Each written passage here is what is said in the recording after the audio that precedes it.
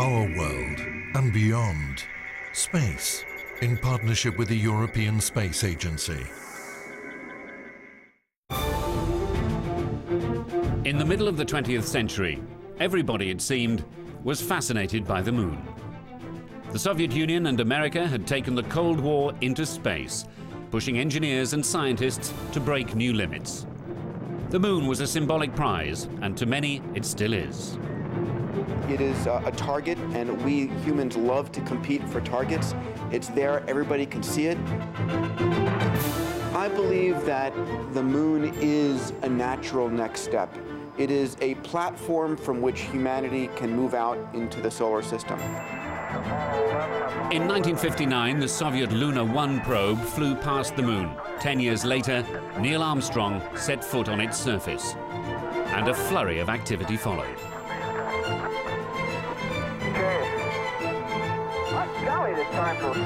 But by 1972, the political will had waned, and the Apollo 17 mission marked the end of an era.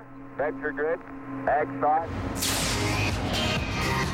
Fast forward to present-day Strasbourg, where a new breed of entrepreneur is dreaming of the moon once again. The way I think about space is the way we might have looked at computers. You know, it was government agencies that built the first large room-sized computers. It was used for the defense or for taxation, but it was the small private companies willing to do risky things, willing to try new things, willing to create real commercial markets that have brought down the price of computers by 1,000,000-fold. Space is no longer just the domain of governments. It's now possible for small companies and wealthy private individuals to fund this thing. It happened in aviation, it happened in computers, it happened in the internet, it'll happen in space as well. Thank you, Deborah. Peter Diamandis is behind the Google Lunar X Prize, a competition for the first privately funded robotic mission to the moon. The teams at the summit in Strasbourg share his vision that privateers can and should travel to space. The event was a chance for the 13 rival teams to discuss the competition rules and debate the most cost-effective way of traveling to the moon and landing on its surface. Into a trans-lunar trajectory or not. Hi, Team FredNet has two separate rovers that we have. The big questions are how they're going to fund their approach, technically what kind of launch vehicle they're going to use. You know, are they going to be using rovers that use wheels or treads, or are they going to hop? To win the €13 million first prize, the robots have to land on the surface, move at least 500 meters, and send back photos and videos. They have a deadline of December 2012, and each team has a different approach.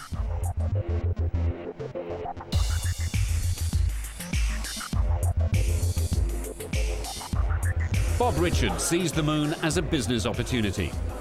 His firm, Odyssey Moon, has few details of how it will actually launch its lunar lander, but plenty of marketing vision. Well, Odyssey Moon believes in a long-term business plan. We believe that the moon is all about creating a second biosphere and a second economy off the Earth. So we've been planning a series of missions to the moon. We certainly hope to win the Google Lunar X Prize, but that's a starting point to a continuous mission and series of missions for permanent commerce on the moon. Team FredNet is attacking the problem from a different angle. It takes its inspiration from the success of open-source software and has already attracted 300 members. The idea is that anyone with talent and enthusiasm can join. Biggest challenge is fundraising. The engineering jobs are much easier compared to finding sponsors and finding business partners.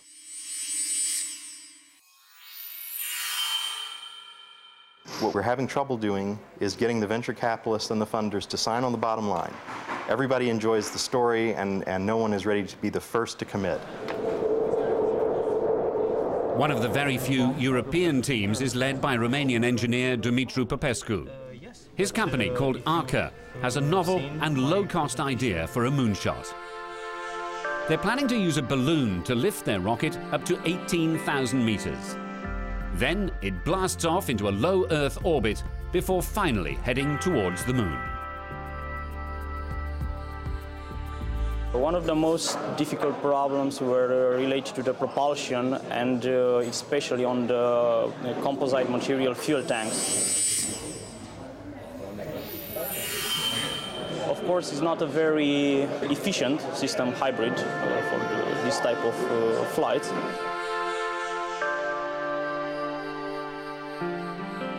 Since we are not wanting to obtain performance, but a reliable system, I think it was the best choice for our team.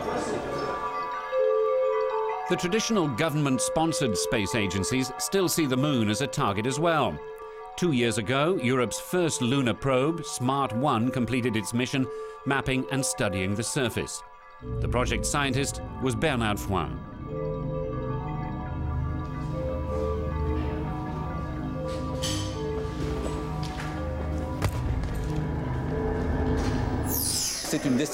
It's a choice destination. We think there are very few planets in the universe which have a moon like ours.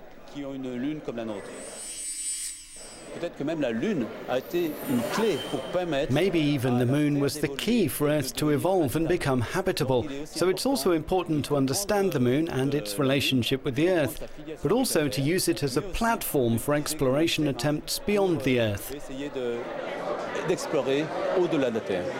Foin was there to lend his lunar expertise, and he sees a clear place for private enterprise in space. In the same way, for example, that a nation built the railway to tame the Wild West, once the authorities put the infrastructure in place, citizens and industry find the benefits and find new innovative activities to go even further.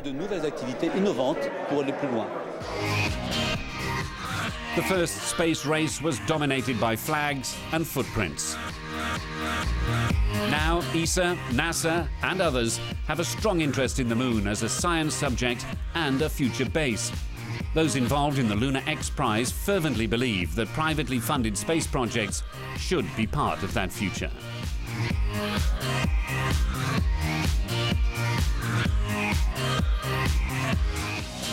If we truly want to bring the cost down, if we truly want to be able to go and gain access to the vast resources of metals and minerals and energy out there in space, which will help bring up the levels, standards of living of humanity, we need to engage the commercial engine.